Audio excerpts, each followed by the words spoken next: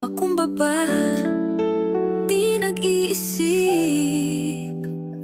Para daw sa mahirap pero puro yaman at luho. Di mo alam pinagkakakitaan ka nito.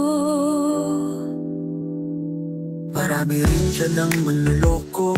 Buging at magagad ang mga pelikula nito. Alright, yan. Magandang araw mga kabatas natin. At welcome sa isang mga live stream. Mga kabatas natin, okay ba yung ating audio? Antahan ka at aalawin ng tuluyan. Para sa balota mo siya ang number one. Papakitang gilas, todo pabango. Sa harap ng kamera akala mo santo. Pero sa likod, grabe ang likod. Sa sariling moto lang ito takot. Halang ang hinahalang, di puso ang... Mga kabatas natin, as predicted, I told you mga kabatas natin. Video unavailable. The video is private. Ngayon mga kabatas natin, itong si Chis Escudero, mga kabatas natin, itong si Chis Escudero, nagsalita. Sabi ko sa inyo mga kabatas, dapat itong itong Senate alam ko Senate President niya siya. Pero sa tingin ko, hindi dapat siya nagsasalita ng ganyan. Makailang beses mga kabatas natin na nagda-damage control itong si Chis Escudero, lalong lumalala. Nagsalita rin siya tungkol dito. Okay, mga kabatas natin, let's straighten the facts. Okay, let's straighten the facts. Wala nang nagdi-deny. Si Chis Escudero. Si Chis Escudero, mga kabatas natin, ewan ko kung anong ginawa niya. Panoorin natin mamaya. Pero, mga kabatas natin, ang dami nang umaamin na blanco talaga. Ipapaliwanag ko rin kasi sa inyo, mga kabatas natin, kung ano talaga ang nangyayari dyan. Okay, from NEP to GAB 1, GAB 2, tapos BICAM report, tapos General Appropriations Act. Okay, papaliwanag ko yan sa inyo. Tapos bakit crucial ang bawat stage dyan. Ang gusto kasing gawin ni Chis Escudero sa atin ngayon, mga kabatas natin, ipagwalang bahala na natin yung mga irregularidad na nangyari sa paggawa ng General Appropriations Act. Ewan ko ba kung bakit gano'n. Pero mga kabatas natin, tignan muna natin ako kahapon. Okay? Ako to kahapon. Diba? Parang walang nagbago. Iba lang yung t-shirt. Pero tignan nyo yung sinabi ko. Tignan ba ako? Maayos ba yung ating audio? Mga kabatas natin, kailangan na natin pag-usapan nito. Baka ma-delete Baka ma-delete. Kasi may mga sinabi yung mga paborito nating senador at may sinabing totoo. Okay, ngayon kung sino yung nagsasinungaling, patay. Oo.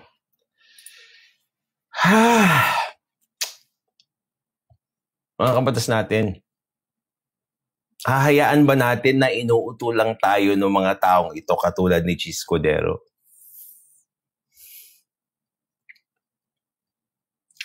Dinilit na mga kabatas natin o private yung video ni Asher. Tandaan nyo, panoorin nyo na lang yung video doon, mga kabatas. I told you, itatago nila yung video na yun. Why? Because, napakasimple nun, nung video na ginawa ni Asher. Yung report na ginawa ni Asher, balikan lang ng tanong. May kopya ka nung linalabas ni Congressman Ungab. Ngayon, ginawa ni Asher, kumuha siya ng kopya sa Senado. Pinagbangga pareho. Parehong-pareho. Tinanong kung may signature. Sinabi merong signature.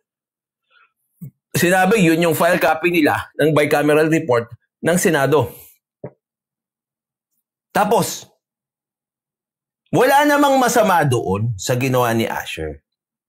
Naglabas lang siya ng katotohanan. Nabisto lang kayo, Congress, sa ginagawa niyong kalokohan. Nabuking. Tignan niyo mga kabatas natin, wala na yung video ni Asher. Alam niyo, itong batas natin community, pwede tayong maging Rudy Baldwin. Tayo na lang mga kabatas natin ang maging Rudy Baldwin. We protected that. That's why gumawa na tayo ng hashtag kahapon na Protect Asher, na wala nga yung video ni Asher. Di ba? Basang-basa natin itong mga taong ito and how they play. They play dirty. Dirty tactics. Parang Fabri. Di ba? Hawak-hawak ni Asher sa video niya yung bicameral report na kanyang kinuha sa files ng Senado.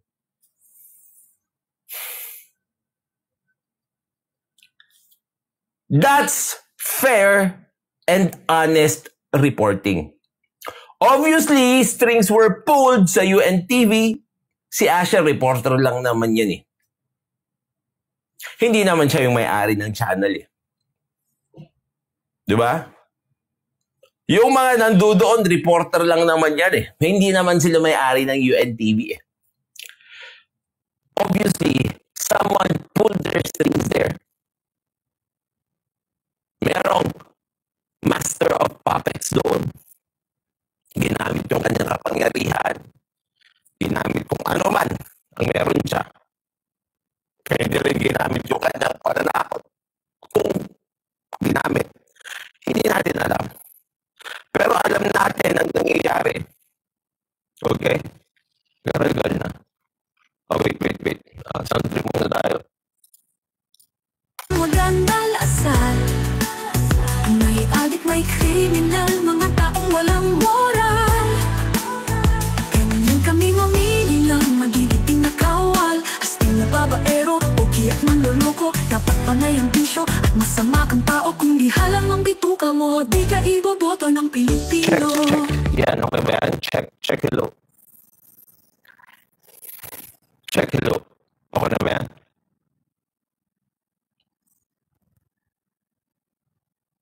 Sinabotahin ka din na turn. Sinabotahin si Ash. Kung sabi nga natin, di ba? Nariyan ang puso, walang kaluluwa.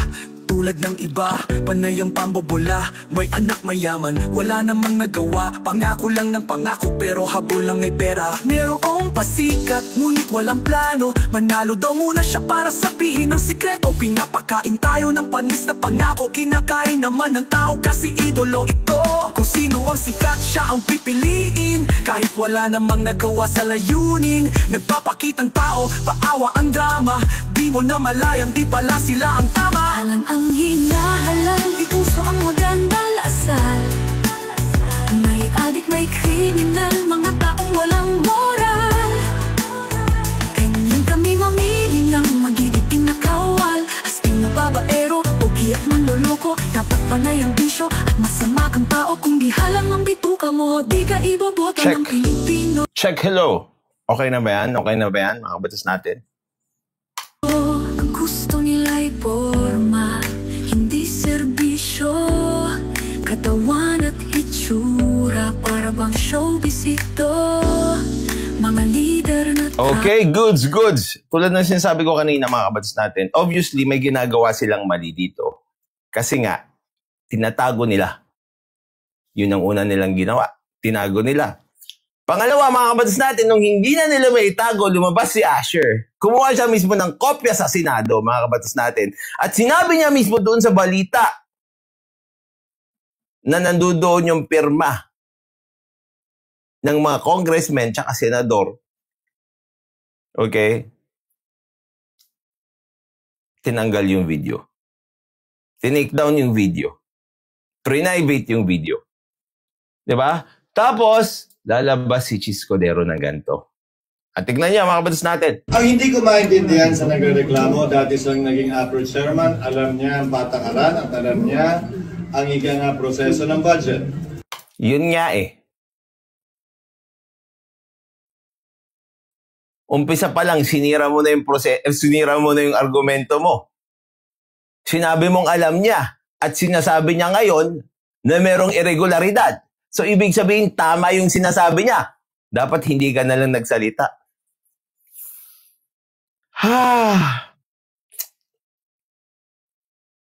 Isipin mo yan, no? Nagsasabi yung tao ng kalokohan na ginagawa nyo. Tapos sasabihin mo, alam niya yung ginagawa niya. Alam niya kung ano yung tama. O di sinasabi niya yun. Oh, return damage nga agad eh. Ang dapat sinabi mo, hindi niya alam yung sinasabi niya. Kahit naging head siya ng appropriations. 1-0 agad. Hindi ko alam itong mga taong ito.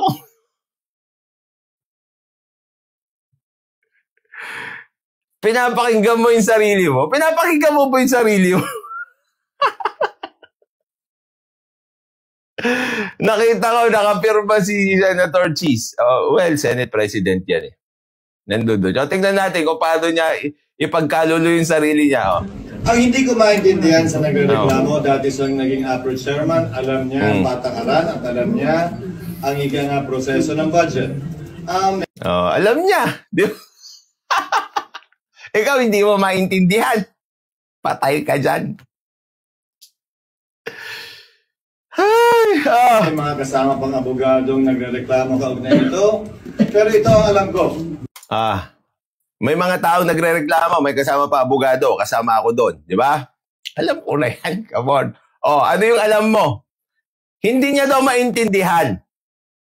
Di ba? Di sana shut up ka na lang. Pero ito daw yung alam niya. Anong alam mo? Wala pang dineklarang unconstitutional na bicameral conference committee report. Anong tawag na naman dito, mga kabatas natin? Hindi ko alam kung ano yung ano dito eh. Ano yung ginagawa nila dito? Red herring. Di ba? Kasi mini-mislead na naman tayo eh. Kasi ang sinasabi niya, wala pang dineklarang unconstitutional na bicameral conference report. Wait a minute. Bakit yun ang i-declare mong unconstitutional? Hindi mo nga talaga maintindihan. Dapat hindi ka na lang nagsalita. Okay? Dapat hindi ka na lang nagsalita kasi sabi mo nga hindi mo maintindihan. Naniniwala ako sa'yo, Senator Cheese Escudero, hindi mo talaga maintindihan. Yung bicameral conference report na yon, ebidensya. Yun ang ebidensya ng unconstitutionality ng General Appropriations Act.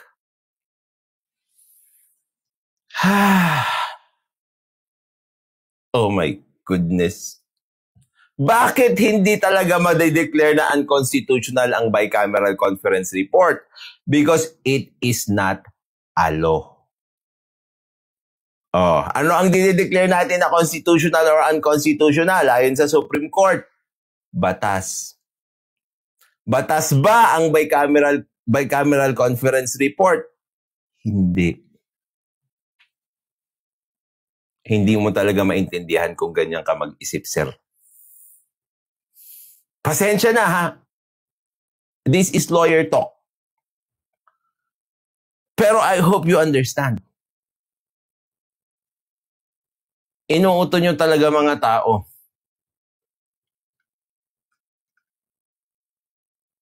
Parang ganito yung ginagawa ni Cheese Escudero. Okay? Ito lang ho ang masasabi ko. Wala hong nakukulong na baril dahil wala itong lisensya. Di ba? Wala hong nakukulong na baril dahil wala ho itong lisensya. Wait a minute. Bakit yung baril ang makukulong? Di ba? Ang kinakasuhan dyan ay yung tao na may hawak ng baril na walang lisensya. Kasi yung baril, ebidensya lang yon. Katulad dito sa bicameral conference report na sinasabi mo, ebidensya lang yan. Ang kakasuhan dyan at i-declare na unconstitutional ay yung General Appropriations Act. Hindi mo kakasuhan yung bicameral conference report. Ang kakasuhan mo, yung General Appropriations Act, yun ang i-challenge mo kung unconstitutional yun o hindi. Kasi ebidensya lang yung bicameral conference report. At ikaw, Chis Escudero, parang dito, inaamin mo na rin yung irregularidad. Di ba? My goodness. Isa pa. Another point. Kung wala bang nakakasuhan, ibig sabihin wala nang mali. There's always a first time for everything. And it's a good thing na nadidiscover natin itong mga ito. Kasi tulad ng sinabi ko mga kabatas natin, sana mag-pick na tayo. Ngayon, sa 2025, matalino na ang Pilipino, hindi na natin sila iboboto.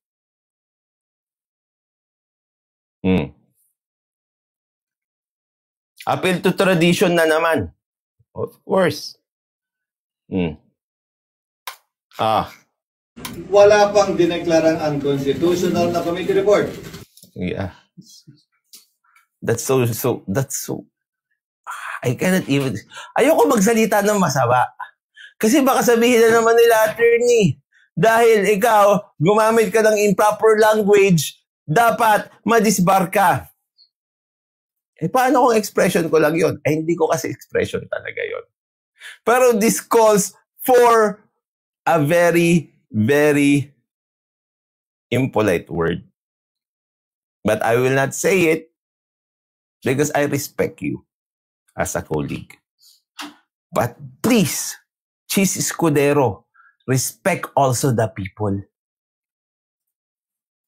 Do not treat them as stupid. Wala talagang nade-declare na unconstitutional na bicameral conference report. Because yung bicameral conference report ay basis lamang yan ng General Appropriations Act. Ang pinaglalabanan dito yung General Appropriations Act, hindi yung bicameral conference report.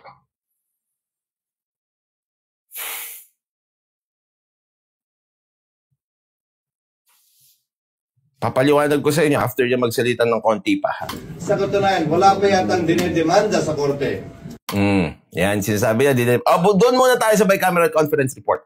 Ito kasi ang importansya, mga kabatas natin, ng proseso dito sa pag-arrive natin ng ating General Appropriations Act.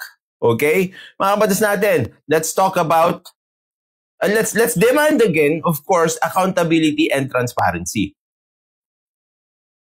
A very huge part, mga kabatas natin, why the budget, okay? Why the budget has this particular process wherein mauuna yan, mga kabatas natin, sa NEP.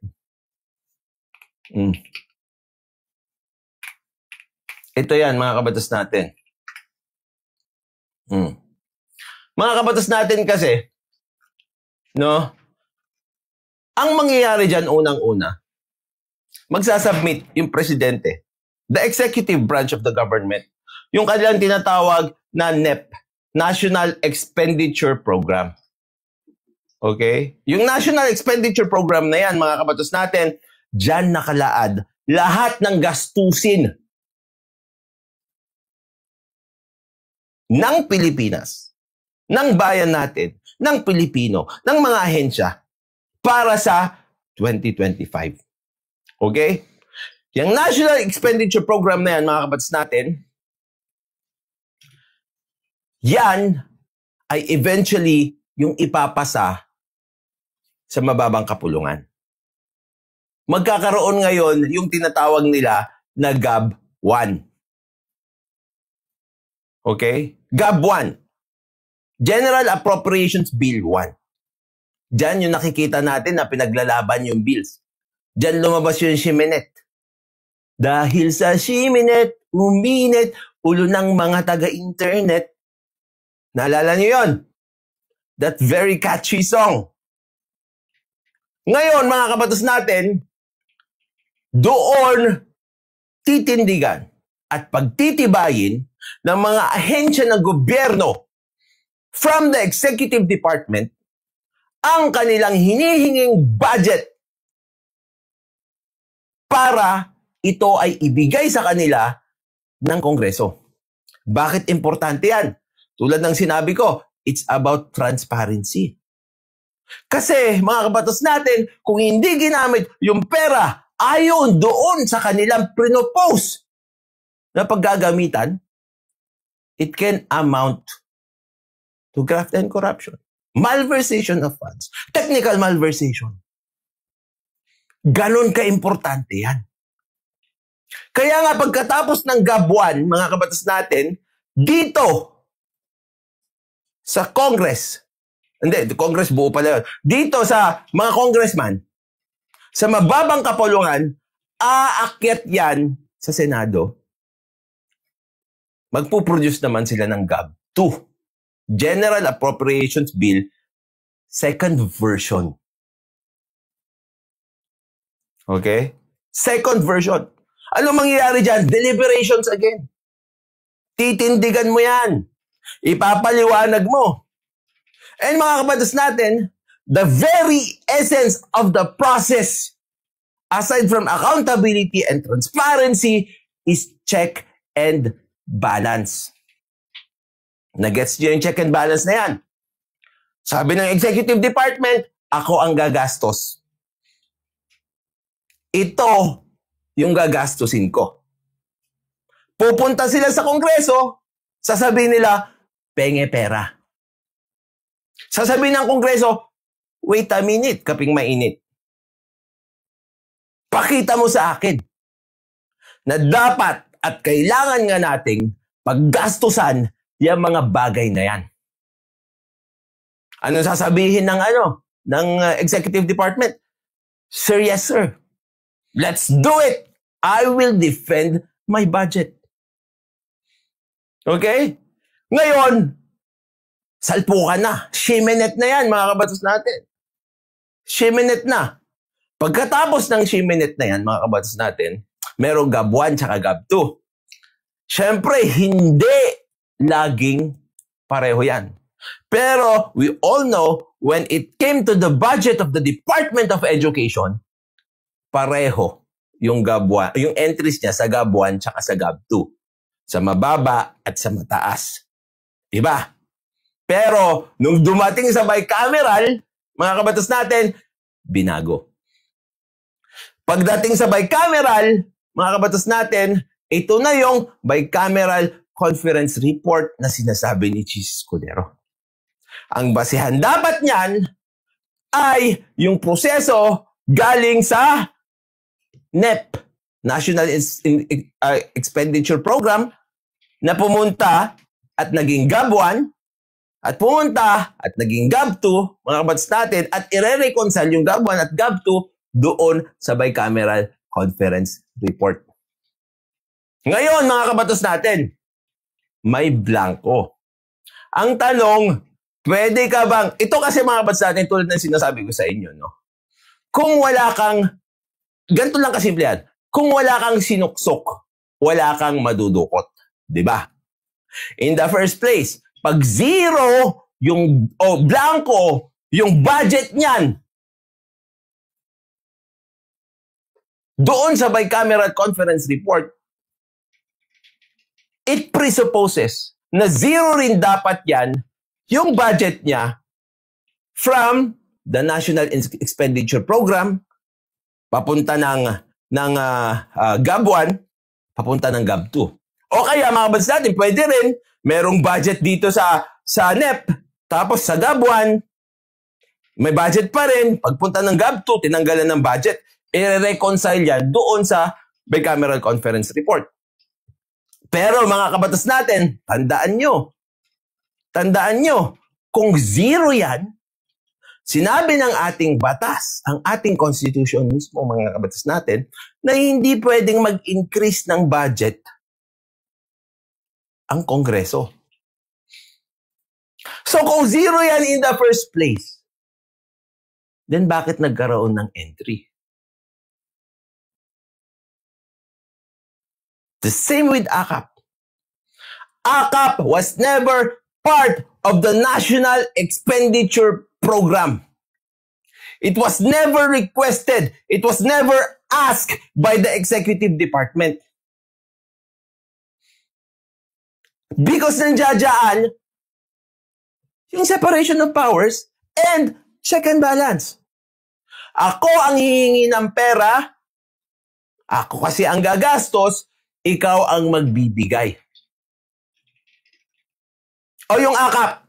Yung AKAP, hindi yan kasali sa National Expenditure Program. Hindi yan hiningi ng Pangulo, hindi yan hiningi ng kahit anumang parte ng ating executive department. Biglang nagkaroon. 26 billion. Saan galing yon? Ngayon, magtataka pa ba kayo na iniimbento lang nila yung mga entries sa bicameral report? At palulusutan ngayon ng ating pinakamamahal na Senate President na wala pa naman daw na dideklara unconstitutional na bicameral conference report.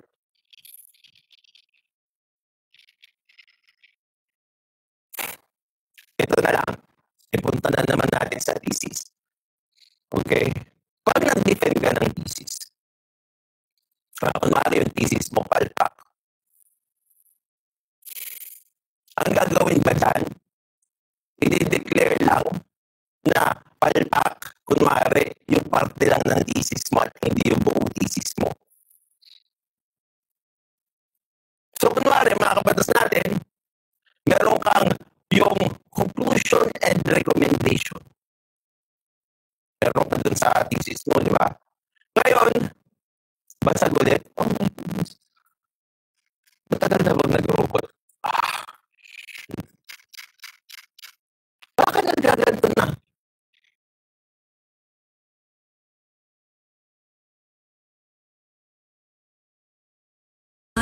Walang malasakit sa tao. Bakit ba lagi tayong nagpapaloko? Check. Yan, okay na ba yan? Okay na ba yan? Halang ang hinahalang, di puso ang magandang asal.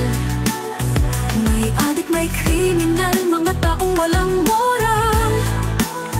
Ganyan kami. Hindi lobat eh. Hindi lobat eh. Okay na ulit. Okay. Sige. Ibabalik ko kayo mga kabatas natin sa sinasabi ko. Parang thesis lang mga kabatas natin. No? Dadaan ka sa proseso para magkaroon ka ng isang thesis. Diba? Ngayon, kapag merong parte doon sa thesis mo na mali, kunwari, yung conclusion mo o yung data gathering mo mali, hindi naman pwedeng ang i-invalidate ay yung data gathering mo lang at yung thesis mo, pasok pa rin. Kunwari ito, di ba? Ang thesis mo, gagawa ka dapat ng data gathering, imbis na mag-gather ka ng maayos na data, ang ginawa mo, inimbento mo lang. Di ba? Inimbento mo lang. Pagka-imbento mo, pinasa mo yung thesis mo. Nabisto ka ngayon. Oh, maliho itong conclusion and recommendations nyo. Bakit? Kasi nga, yung basis mo na data, mali rin. Inimbento mo lang eh. Ganun ba? O sige po. Ituloy nyo na lang ho yung thesis ko ha. I-declare nyo na lang ho na na mali yung aking data gathering. Hindi pwedeng ganun. Diba? Ang may invalidate yung buong thesis mo. Kasi wala kang basihan. Pero hindi maintindihan ni Chis Escudero yun. Ang sinasabi niya sa atin, wala naman daw kasing nagiging unconstitutional na bicameral report. Natural. Because it's merely part of the process. Para umabot ka dun sa General Appropriations Act. Ngayon kapag yung proseso mo ay mali at illegal, may invalidate din yung resulta nito. Ganun lang kasimple. Tignan natin. May mga kasama pang abogadong nagrereklamo kaugnay ito. Pero ito ang alam ko. Wala pang dineklarang unconstitutional na bicameral conference committee report. Akala mo, ang talino niya doon. Sabi ko nga sa inyo, wala pang nakukulong na baril na walang lisensya. Wala pang dineklarang unconstitutional na committee report. Committee report daw na unconstitutional. Hindi naman yun yung inaatake. Ang aatakehin talaga yung batas. General Appropriations Act. Obviously, nililito nyo yung mga tao. Pero hindi mo naman dinideny dito na may anomalya. Sa katunayan, wala pa yatang dinidemanda sa korte para ideklarang unconstitutional ang isang committee report. Di ba? Nagko-concentrate siya sa committee report. Tulad ng sinabi ko sa inyo sa thesis, data gathering mo, inimbento mo lang. Nag-insert ka lang ng kung anong numero doon. Ibig sabihin, yung buong thesis mo, palyado. Kasi wala kang tamang basehan eh.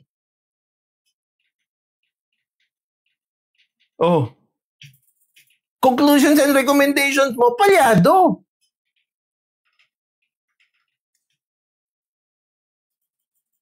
Wala pang nakukulong dahil doon. So, okay lang. Okay lang na irregular yung trabaho nyo. Unang-una, trabaho nyo yan. Bakit hindi nyo ginagawa ng tama? Sino matinong tao ang pipirma ng blanco? Kahit no read and write, hindi magtatammark sa isang blankong papel. Alam nyo yan. Kasi alam nyo na pag kayo ay pinapapirma sa isang blanco, may mangyayaring anomalya.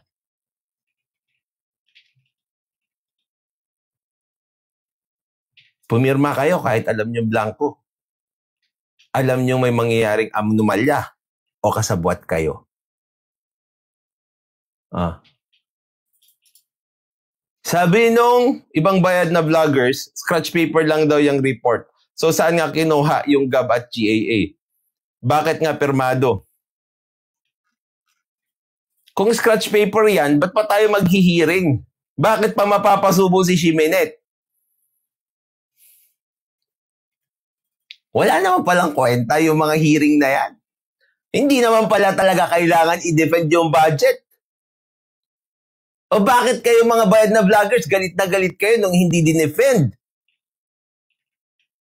ni Sara Duterte yung budget niya sa Office of the Vice President? Iwan ko sa inyo. Bicameral Conference Committee report. Diba? Nakangiti pa siya sa paglilinlang sa mga tao. Deception.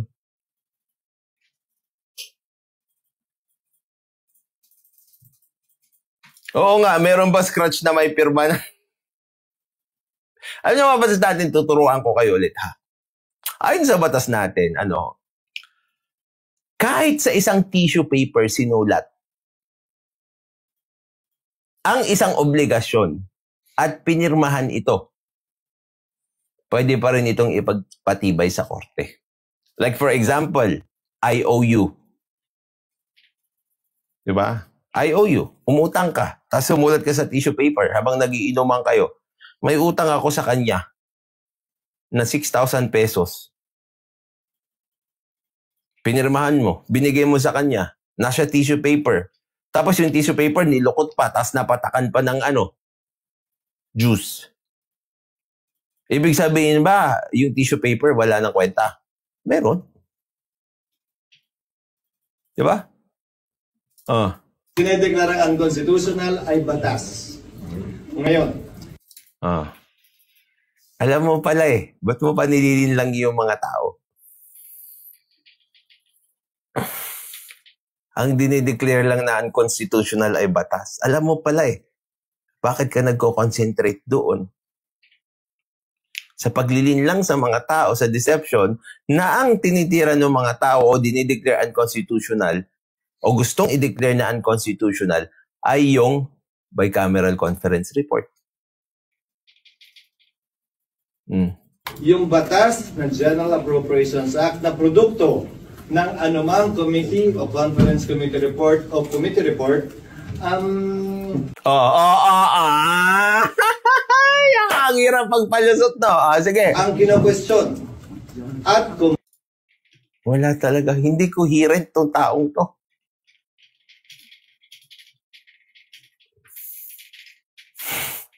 Alam mo pala na yung General Appropriations Act ang question. Bakit yung pabungad mo, ang i-declare nilang unconstitutional ay yung bicameral conference report? Mahirap magsinungaling, no? Sige. Kumpleto yung batas na yon. Kumpleto daw yung batas na yon. Ito pa kasi mga kabatas natin. The very reason why we appeal cases in court, okay, is because we don't agree with the decision. Yung decision, yun ang produkto ng ilang taong hearings. Diba? Chis Codero. Diba, Senator? Yung decision ay produkto ng ilang taong hearings. Ngayon, kapag questionin mo yung desisyon ng korte at hindi ka sang-ayon doon, saan ka kukuha ng ebidensya?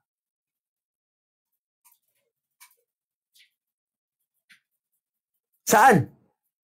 Doon sa mga nangyaring hearings. Doon sa TSN, Transcript of Stenographic Notes. Correct. It's the same thing with that. Kapag ipapadeclare mo na unconstitutional ng isang General Appropriations Act, saan ka kukuha? Doon din sa mga nangyari sa hearings. Huwag mong inuuto yung mga tao.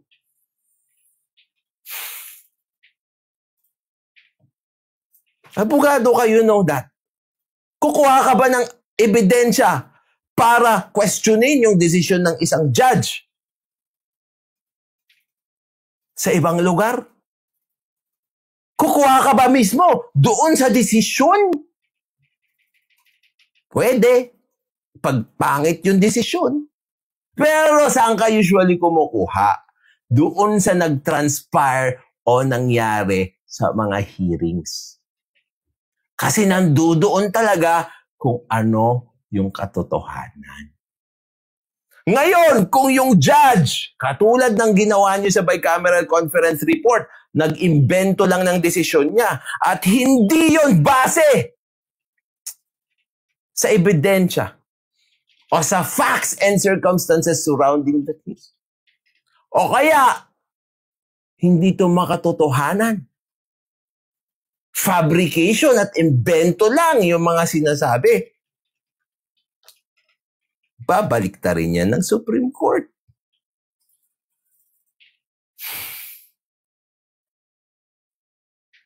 Walang blanco, walang kulang, at yung amount ay nagsusuma. Di ba? Ang gusto nyo ipaalam sa inyo, kompleto yan. Yung desisyon ng korte, kompleto din. Di ba? May discussion din doon. Tapos may mga sinabing batas. At may desisyon yung korte sa dulo. Pero bakit ku-questionin yun? Pag ku-questionin yun, ang ebidensya na kukunin ay galing sa mga hearings. It's the same thing here. Diba? O, si Boyti sabi niya, di palitan mo si Escudero. Bakit? Masyadong magaling nga puta. Dutae rin pala. Iyak ka muna dyan, ha? Wala kang argumento? Masakit, no? Hindi nyo kasi mapagtatakpan yung kalokohan nyo. Unawain po ninyo. Ang budget ay may humigit kumulang 200,000 linya. Di ba? Yan na yung sasabihin nila. Meron daw isang 200,000 linya.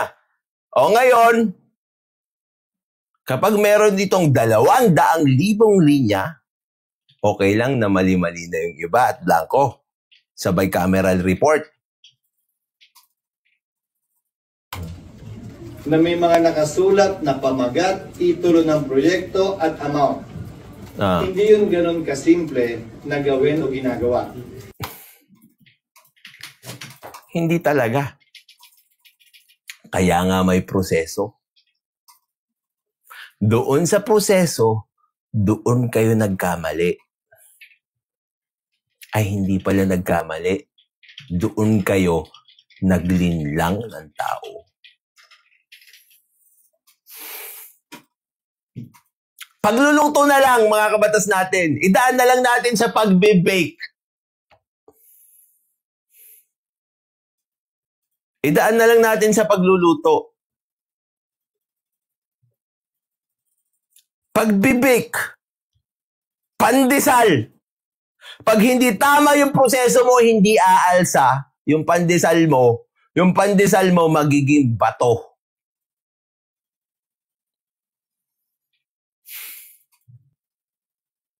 Makakain mo ba yung bato? Hindi, pero pwede mong gawing weapon.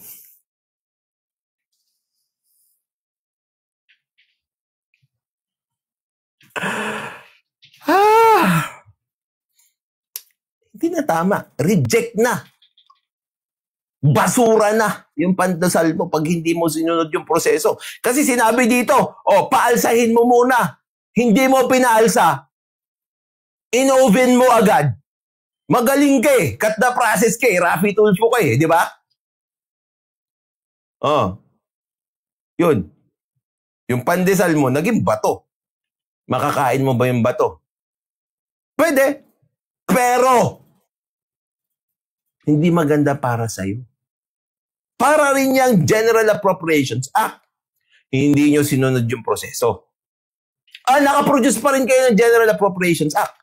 Pwede bang i-implement ito? Pwede. Pero, hindi yan maganda para sa mga tao.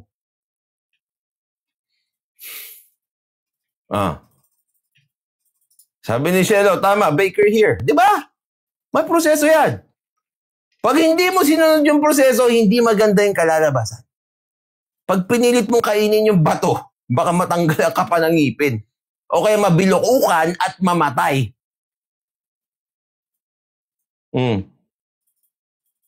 Kaya ang isa, kung mapapansin din niyo, pinakita nilang unang kopya na may pirma ako.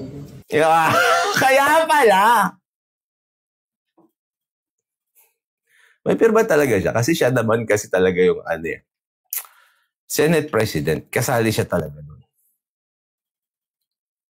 May pirma ka? Kasi nakikita kong kopya ngayon, wala na akong pirma, kaya hindi ko alam kung saan galing yun. Come on! Dililito mo talaga yung mga tao. In the first place, kung sincero kang tao at transparent ka, ilalabas mo yung kopya sa harap ng mga tao at ipapakita mo na wala kang pirma. After all, that's a public document. Nakakuha nga si Asher. Ngayon, lilituin mo yung mga tao sa kopya. Why don't you show us the real copy?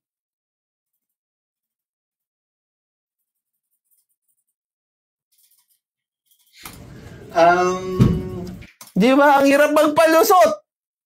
Kasi nililito mo lang yung mga tao. You are not addressing the problem. You are deceiving the people. Ay nakasaad doon na otorisado ang Commission on Appropriation and Finance na mag-correct, magpuno, maglagay dahil posible na may nakaligtaan doon. Generic shit.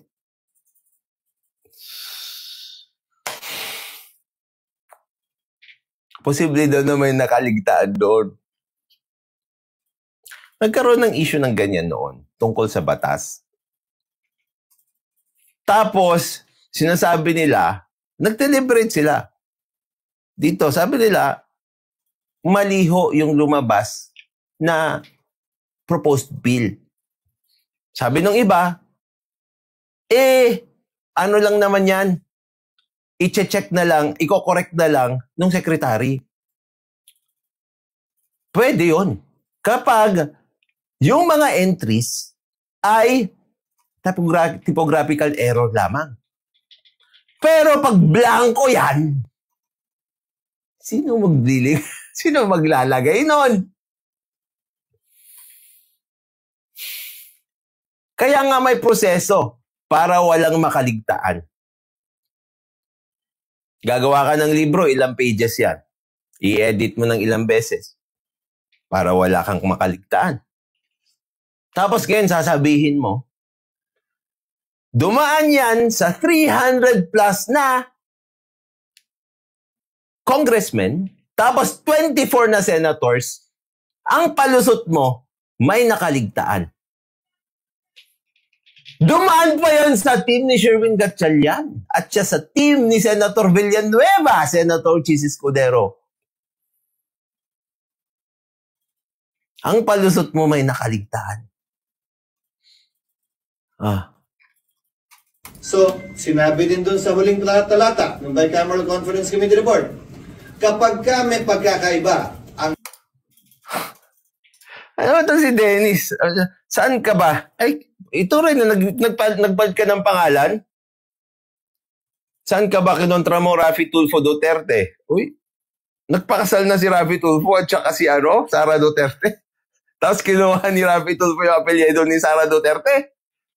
Ano bang kasal lang pwede? Raffy Tulfo Duterte, seryoso ka?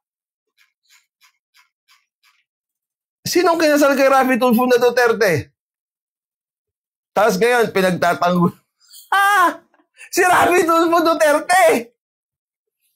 Gusto mo siraan ng presidente as Senate President? Hindi ko naman siya sinisiraan, dinedebunk ko lang. Di ba? Same-sex marriage ba to? Dennis, si Raffy Tulfo Duterte na yan. Hindi ko alam kinasal para si Raffy Tulfo sa iba. O sa inyo. Para mapatunayan lang ang sinasabi ng biyenan mo, korupsyon. Sa mga congressman. Wala ka sa mundong ibabaw. Tigil mo na yung pagdodroga, ha? Itigil mo na yan. Balikan natin ito. Raffy Tulfo Duterte, butik yan. Ang GAA sa Bicameral Conference Committee Report, ang masusunod din doon sa huling talata ng Bicameral Conference Committee Report. Kapag ka may pagkakaiba, ang GAA sa Bicameral Conference Committee Report, ang masusunod ay ang GAA. Syempre.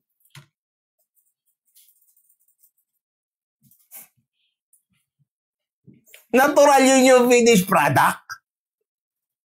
Yun yung dinaan sa mahabang proseso.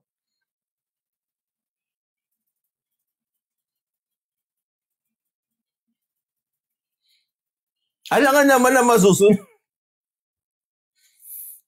Yung report ang masusunod.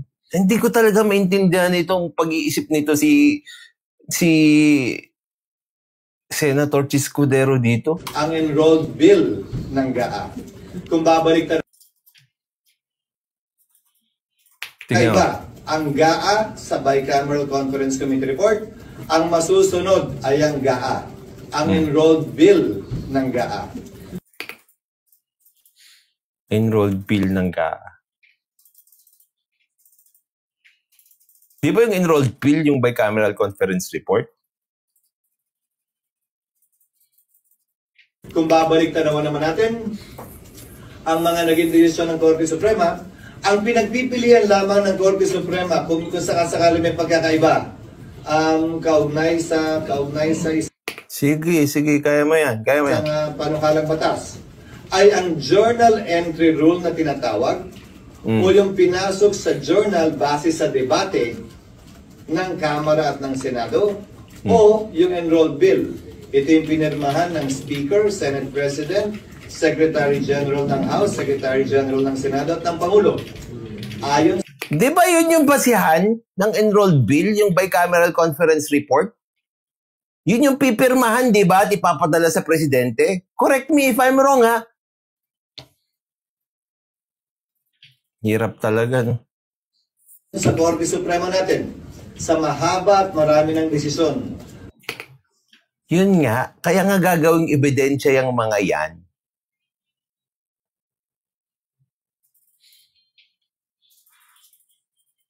Yung budget na lang ng Department of Education. Yung AKAP na lang. President, Secretary General, kaugnay sa isang panukalang batas ay ang journal entry rule na tinatawag o yung pinasok sa journal base sa debate ng Kamara at ng Senado o yung enrolled bill. Ito yung pinirmahan na... Pero dapat based lahat yan dun sa General Appropriations Bill. Na yung General Appropriations Bill, based din siya sa National Expenditure Program. Ewan ko sa'yo. Speaker, Senate President, Secretary General ng House, Secretary... Ngayon, kung makikita mo na yung mga budget ay walang kinalaman sa isa't isa at bigla na lang nagsusulputan, puro walang basehan, ibig sabihin irregular yung General Appropriations Act mo.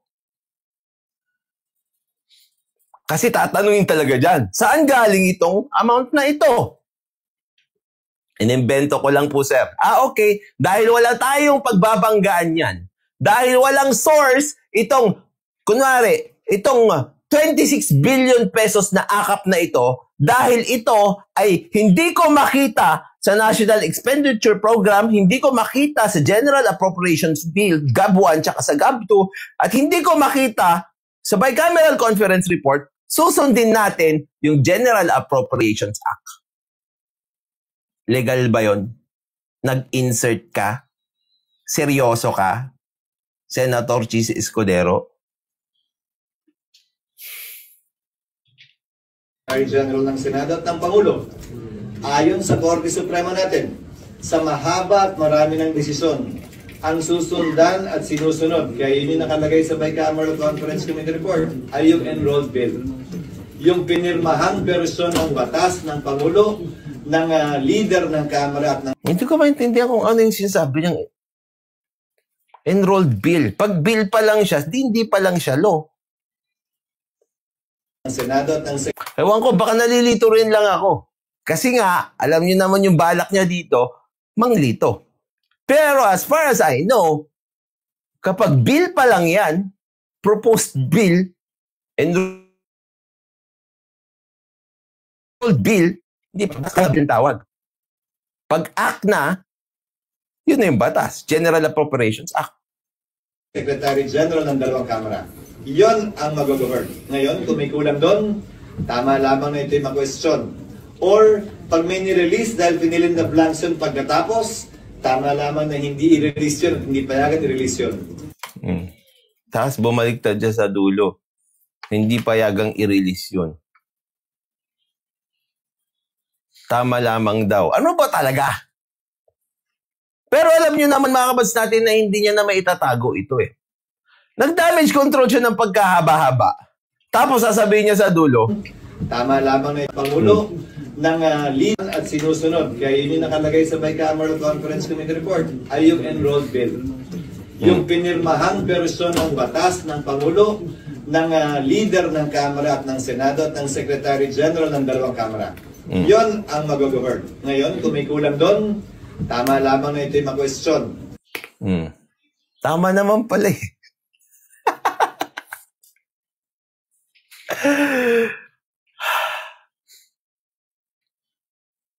Nag-damage control ng pagkaba. Sabi ko sa inyo, nanlilin lang siya ng tao dito. Nanlilin lang siya ng tao dito. He is sending you different signals. Doon sa most part, 3 minutes ito, 3 minutes and 12 seconds. Doon sa 2 minutes and 50 seconds niya, mga kabatas natin, tinitindigan niya na parang wala namang nadideclare na unconstitutional dyan. Tama lang. Pero ngayon sasabihin niya, tamang i-question. Or, pag may nirelease dahil pinilin na blanks yun pagkatapos, tama lamang na hindi i-release yun, hindi payagan i-release. Pero na-i-release at pinayagan. Yun nga ang problema. Alam mo na mali. Alam mo na nagda-damage control ka lang. You are sending mixed signals. You are trying to cloud the minds of the people. Nakapirma ka. Alam mo yan sa puso't damdamin mo. Pero hindi ang anumang basehan sa isang committee report na gaya ng sinabi ko. Alam naman yan nung kongresista. Alam mo naman na ba yung bicameral report, yun yung basihan? Sinabi mo nga eh. Yun yung basihan ng enrolled bill at yun yung pipirmahan at pinirmahan niya nga. Deception. Nagre-reklamo at nagsasaad ng mga punto niya kaunay sa bagay nito. Deception. Ayun mga kabatas natin, ang haba na pala. Eh baka ma-delete na naman eh. Maraming salamat mga kabatas natin. Siyempre, tulad ng lagi kong sinasabi, matulog po tayo na maimbing dahil alam natin na yung natutulog na maimbing, siya yung laging panalo. Paalam po, Pat Samantala.